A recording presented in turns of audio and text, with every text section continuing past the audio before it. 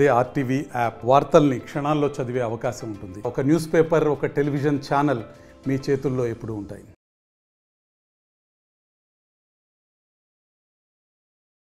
RTV ప్రేక్షకులకు 78వ స్వతంత్ర దినోత్సవ శుభాకాంక్షలు. స్వతంత్ర దినోత్సవం వచ్చిందంటే చాలు అందరూ కూడా రకరకాలుగా అందరూ కూడా శుభాకాంక్షలు తెలియజేస్తుంటారు. అందులో ముఖ్యంగా కాకినాడకు చెందినటువంటి సద్గురు సత్యానంద యోగి ఆయన అయితే ప్రతి ఫెస్టివల్కి కూడా ఒక వినూత్న రీతిలో తనైతే అభినందనలు అందరూ కూడా శుభాకాంక్షలు కూడా తెలియజేస్తుంటారు. అంతేభాగంగా ఇప్పుడు స్వతంత్ర దినోత్సవం వచ్చింది కాబట్టి తన జెండాను తన పొట్ట ఆకృతిపై వేసుకుని తన యోగా ఏదైతే ఉందో దాని భంగిమ ద్వారా అందరూ కూడా శుభాకాంక్షలు తెలియజేసిన పరిస్థితి ఉంది. ప్రస్తుతం కాకినాడ చెందినటువంటి సద్గురు సత్యానంద యోగి మనతో ఉన్నారు. మాట్లాడే ప్రయత్నం చేద్దాం. సార్ చెప్పండి ఈ స్వతంత్ర దినోత్సవం సందర్భంగా మీరు పొట్ట ఆకృతిపై వేసినటువంటి అందరిని కూడా ఆకట్టుకుంటుంది.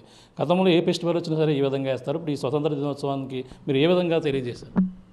సో మొదటిగా అందరికీ 78వ స్వతంత్ర దినోత్సవ శుభాకాంక్షలు అండి. ముఖ్యంగా మన భారతీయ సంస్కృతిలో మన యొక్క సనాతనమైన ఆరోగ్య సాంప్రదాయమైనటువంటి యోగ శాస్త్రంలో శరీరాన్ని ఇంటర్నల్గా శుభ్రపరిచేటువంటి 6 రకాల సత్క్రియల్ని తెలియజేశారు. అందులో ముఖ్యమైనది నౌలి ప్రక్రియ. ఈ నౌలి ప్రక్రియలో మన శరీరంలో ఉండేటువంటి చిన్న ప్రేగుల్ని పెద్ద ప్రేగుల్ని ఒకే భంగిమలో మధ్యలోకి తీసుకొచ్చేటువంటి ప్రక్రియని మధ్యమ నౌలి అంటారు. సో ఈ నౌలి యొక్క కదలికని నౌలి చాలన క్రియ అని పిలుస్తారు. ఈ యొక్క నౌలి చాలన క్రియ మనం చూసేందుకు ఒక ఎగురుతుండేటువంటి జెండా ఎలా అయితే కదులుతూ ఉంటుందో అటువంటి కదలిక ఆకారంలో కనిపిస్తుంది. సో దీన్ని ఆలోచించి ఈ యొక్క స్వతంత్ర దినోత్సవ వేళ ప్రజలందరికీ ఈ యొక్క శుభాకాంక్షల్ని యోగాతో తెలియజేయాలి అనే ఉద్దేశంతో నా యొక్క పొట్ట కండరాలపై మన యొక్క జాతీయ త్రివర్ణ పతాకం యొక్క 3 రంగుల్ని వేసుకొని ఆ నౌలి చాలన క్రియ అనేటువంటి కదలికల ద్వారా ఎగిరేటువంటి త్రివర్ణ పతాకం ఎలా అయితే తన యొక్క కదలికలు చూపిస్తుందో అటువంటి ఆకారాన్ని పొట్టపై చూపించడం జరిగింది. ఇది చాలామందిని ఆకట్టుకుంది.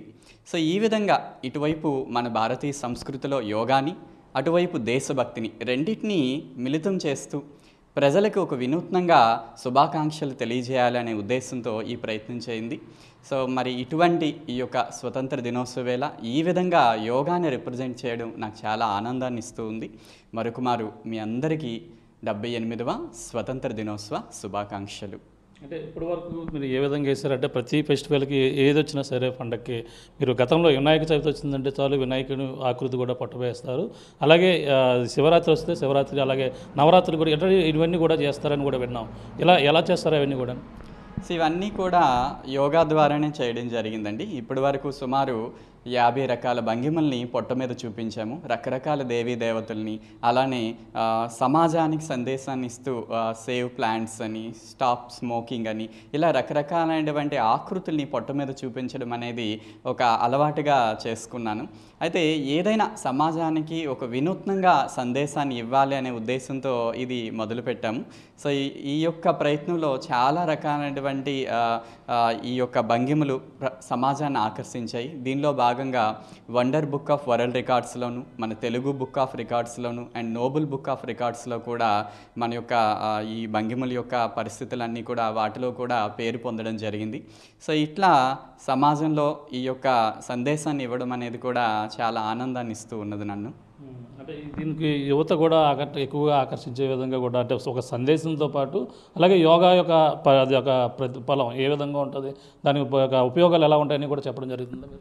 అవునండి, ఎందుకంటే ఇప్పుడున్న ఈ నేటి సమాజంలో యోగా యొక్క ఇంపార్టెన్స్ మీ అందరికీ తెలుసు. ఇంటర్నేషనల్ వైజ్గా యోగా చాలా ప్రాముఖ్యత పొందింది.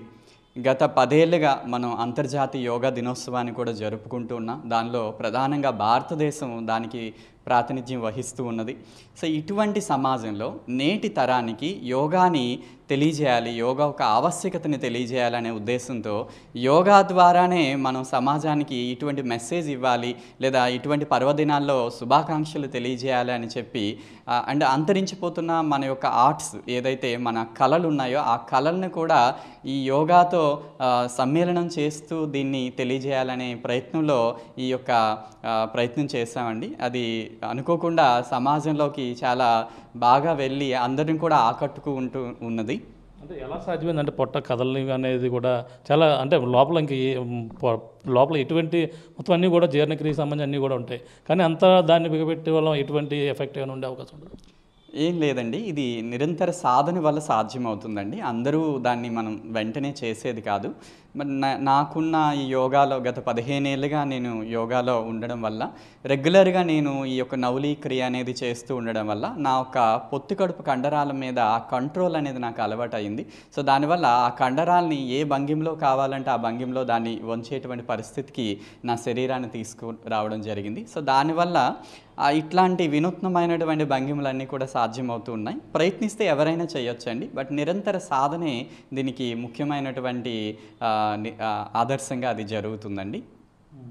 చూస్తున్నాం ఇది పరిస్థితి. తన యొక్క ఏదైతే ఒక సందేశాన్ని ఇచ్చే విధంగా దేశభక్తితో పాటు అలాగే యోగా సందేశం అందరికి కూడా వెళ్ళే విధంగా ఈ పొట్ట కండరాలను బిగించుకుని ఏదైతే నోలీ ప్రక్రియ ఏదైతే ఉందో ఆ ప్రక్రియ ద్వారా అయితే చేసి ఈ జెండా ఎగురుతున్న రెపరెపలాడే ఒక జెండా అయితే పొట్ట ఆకృతిపై చేయడం జరిగింది. అంతేకాకుండా ఎన్నో హిందూ సాంప్రదాయం ప్రకారం ఎన్నో వచ్చినటువంటి ప్రతి పండుగ కూడా ఒక వినూత్న రీతిలో వినాయక చవితికి వినాయకుని ఆకృతి తొండంతో పాటు అలాగే వస్తాయి. అలాగే దేవీ నవరాత్రికి రోజుకు ఒక అమ్మవారి యొక్క రూపాన్ని తన పొట్ట ఆకృతిపై చూపించడం, అలాగే ఏదొచ్చినా శివరాత్రికి అయితే శివలింగాన్ని ఈ విధంగా రకరకాలుగా వేస్తున్నారు. ప్రస్తుతం 78వ స్వతంత్ర దినోత్సవం జరుపుకుంటున్నాం కాబట్టి ఈ విధంగా స్వతంత్ర దినోత్సవం జరుపుకునే విధంగా ఈ పొట్ట కండరాలపై కాకినాడకు సంబంధించినటువంటి సద్గురు సత్యానంద యోగి అయితే ఈ విధంగా తన పొట్ట ఆకృతిపై వేసినటువంటి జెండా వేయడం అనేది కూడా అందరినీ కూడా చూపర్లందరూ కూడా ఆకట్టుకుంటున్న పరిస్థితి ప్రధానంగా కాకినాడలో కనబడుతుందని చెప్పవచ్చు. దిగురున్న తాజా పరిస్థితి.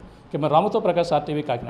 మరిన్ని వీడియోస్ కోసం ఛానల్ ని సబ్స్క్రైబ్ చేయండి, లేటెస్ట్ అప్డేట్స్ కోసం వాట్సాప్ ఛానల్ ని ఫాలో చేయండి అండ్ లింక్ డిస్క్రిప్షన్ లో ఉంది.